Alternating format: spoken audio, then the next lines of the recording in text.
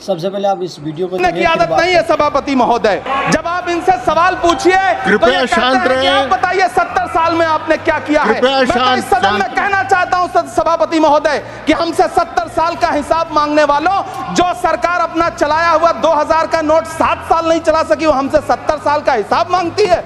इन्हीं लोगों के लिए किसी ने शेर कहा है कि जो सच और झूठ में दूरी है वो दूरी समझते हैं। सियासी हाकिमों की हम भी मजबूरी समझते हैं, वो अपना हक समझते हैं निवाला छीन लेने को।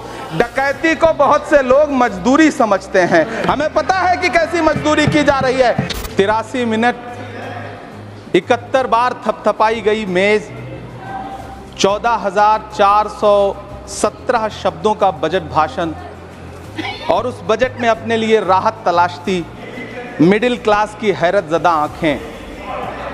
सभापति महोदय, मेरे हाथों में जो दस्तावेज है, दरअसल ये देश के किसानों, गरीबों, मजदूरों की उम्मीदों का स्मारक है। ऐसा लग रहा है जैसे वित्त मंत्री महोदया ने बजट नहीं तैयार किया है, बल्कि प्रधानमंत्री जी की मन की बात का संकलन तैयार किया है। टूटा हुआ लश्कर का भरम देख रहे हैं, टूटा हुआ लश्कर का भरम देख रहे हैं, और जिल्ले इलाही के करम देख रहे हैं।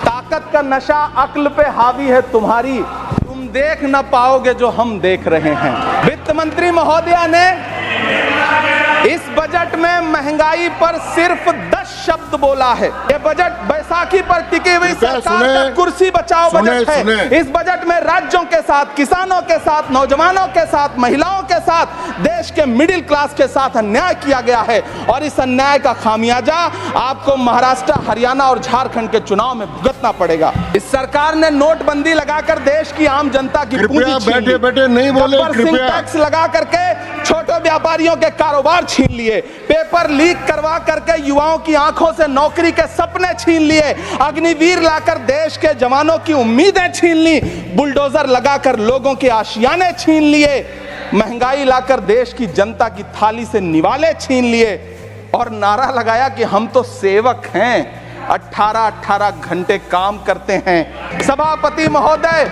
मैं यहां खड़ा होकर के अंत में आपसे कहना चाहता हूं कि इस बजट में तमाम राज्यों के साथ अन्याय किया गया है। इस बजट में युवाओं के साथ अन्याय किया गया है, महिलाओं के साथ अन्याय किया गया है, और खास तौर से महाराष्ट्र के लिए कुछ नहीं रखा गया है। महाराष्ट्र बाढ़ से जूझ रहा है, पानी बरसने से वहां 1500 से ज्यादा लोग मारे गए हैं। उस शहर को, उस राज्य को 4000 करोड़ के पैकेज की जरूरत है, ताकि जो फसलें बर्बाद हुई हैं लोगों को राहत दी जा सकी।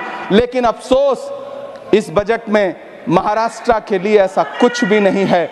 मैं आखिर में यह कहना चाहता हूं कि पिछले 7 दिन से इस बजट का बड़ा ढिंढोरा पीटा जा रहा है, इसे महान बताया जा रहा है, लेकिन कौन महान बता रहा है?